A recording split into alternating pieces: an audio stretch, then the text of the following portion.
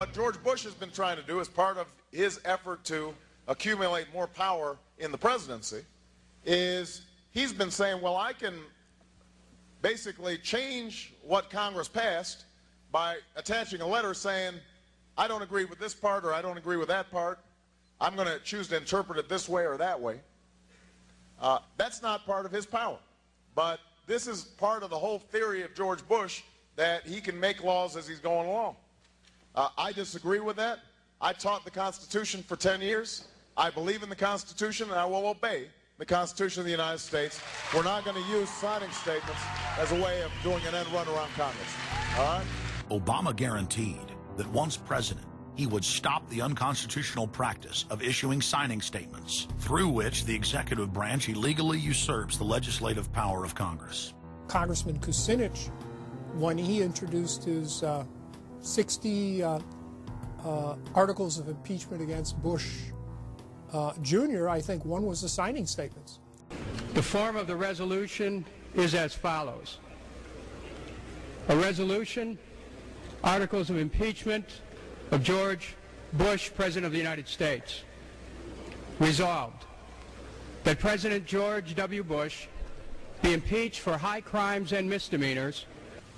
Article 26, announcing the intent to violate laws with signing statements, and in violation of his constitutional duty under Article 2, Section 3 of the Constitution, to take care that the laws be faithfully executed, has used signing statements to claim the right to violate acts of Congress even before he signs those acts into law.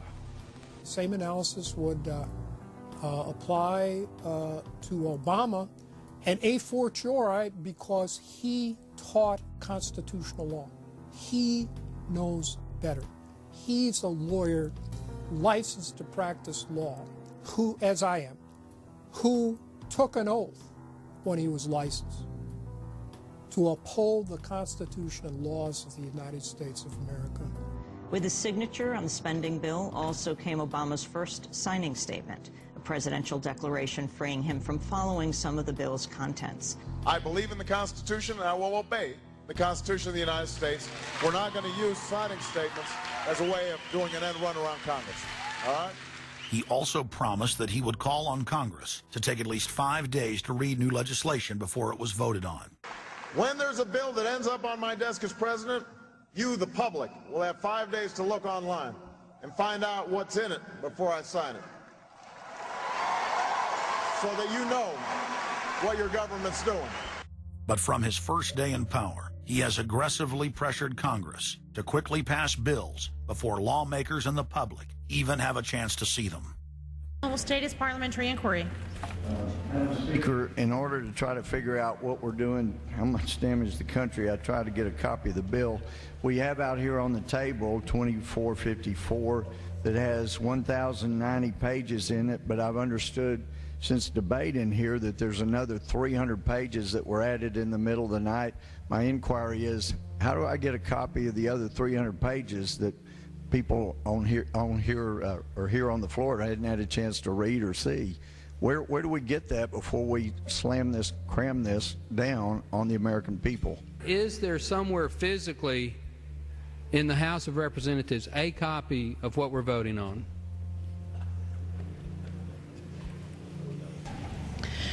The gentleman has not stated a parliamentary inquiry that the chair can answer. Mr. Speaker, I have to say that I am outraged. Here we are getting ready to vote on a piece of legislation, and we haven't even seen 300 pieces of this legislation. No one can even find the bill or even knows where it's at. Obama swore that he would never put lobbyists or donors in his administration. Treasury Secretary Timothy Geithner appointed Mark Patterson, and this is a former top lobbyist for Goldman Sachs, as his chief of staff. And then last week there was a lot of buzz over William Lynn. He was appointed to the #2 position at the Defense Department. William Lynn, also a former top lobbyist for Raytheon, which is one of the 5 largest defense contractors. He has now broken all previous records by cramming his administration full of contributors and lobbyists who openly write legislation being proposed by the White House. There's a good reason Obama doesn't want to give the people or Congress any time to read the bills. I'm still needing a copy of the other 300 mysterious pages that we don't get to see here. Shortly after the 2008 election, Vice President Joe Biden confided to top supporters that it was essential that their program be implemented at lightning speed. Because their agenda was so unpopular, they knew Obama would lose support quickly. Obama's handlers were in a race to pass a raft of legislation before the people discovered that Obama was just a slicker, updated version of previous puppets. Obama is the New World Order's closer. It's his job to repackage and solidify the tyrannical policies of George W. Bush as progressive and trendy. So part of my job, I think, as president, is to make government cool again. Chris Hedges, author of Empire of Illusion, explained it succinctly. President Obama does one thing, and brand Obama gets you to believe another. This is the essence of successful advertising. You buy or do what the advertiser wants because of how they make you feel. Through Obama, the global establishment are now putting their entire program into high gear. Obama is attempting to dismantle the Second Amendment with more than a dozen victim disarmament bills now in Congress. The key is going to be, I think, for us to come together and say people do have an individual right, and there's nothing wrong with common sense gun laws. Hate crime and cyberbullying bills in the House and Senate would effectively criminalize free speech protected under the First Amendment. It is absolutely true that NAFTA was a mistake. A senior member of the Obama campaign called the Canadian government within the last month to say that when Senator Obama talks about opting out of the free trade deal, the Canadian government shouldn't worry. The operative said it's just campaign rhetoric and don't take it seriously. Campaign officials called the U.S. ambassador to Canada and say, don't worry, it's just campaign rhetoric about NAFTA. The Canadian government put out a statement indicating that this was just not true. So I don't know who the sources. It wasn't true. Amid all of the denials, sources at the highest level of the Canadian government who first confirmed that a call was made, late this afternoon reconfirmed that a call was made. President Obama is promoting the creation of a North American Union and is attempting to expand NAFTA and GATT. President Obama is pushing nation-ending blanket amnesty for more than 20 million foreign aliens living illegally inside the United States. He's also overseeing the hijacking of health care by the federal government, which will nationalize more than 20% of the U.S. economy. And you want us to believe that a government that can't even run a cash for clunkers program is going to run 1/7 of our U.S. economy. No, sir. No. Obama is continuing the transfer of national sovereignty to unelected international bodies like the United Nations and World Trade Organization.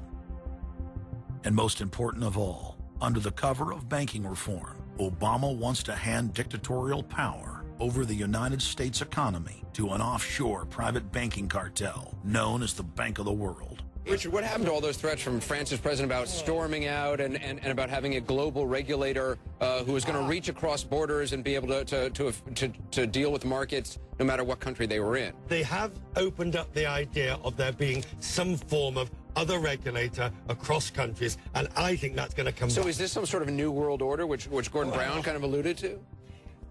I think a new world order is emerging, and with it the foundations of a new and progressive era of international cooperation. The finance heads of the 20 industrialized nations met again in late September of 2009 at the G20 summit in Pittsburgh, Pennsylvania. At that meeting, ministers called for an end to the dollar as the world reserve currency. They also called for a strengthening of global governance and called for a new world order. While the bankers were busy carving up the world at the G20 summit, Barack Obama was in New York City at the United Nations because he's got a new job to chair the United Nations Security Council, the most powerful position in the world government body. President Obama does what no other U.S. president ever has. President Obama presided over the UN's most powerful body. That would be the Security Council. 3,191st meeting of the Security Council. For a couple of hours, you could say Mr. Obama was president of the world. It is the story of a world that understands that no difference or division is worth destroying all that we have built. In my own country, it has brought Democrats and Republican leaders together. Leaders like George Shultz, Bill Perry, Henry Kissinger, and Sam Nunn, who are with us here today. Barack Obama is the first president to hold two posts simultaneously. And there's a good reason for that. It's illegal. Article 1, Section 9 of the Constitution forbids any U.S. president from serving any foreign government or institution. He swears an oath to protect and defend the Constitution of the United States. But now Barack Obama has sworn allegiance to the global government and the United Nations that he heads up. Let that sink in real good. Barack Obama now heads the United Nations Security Council,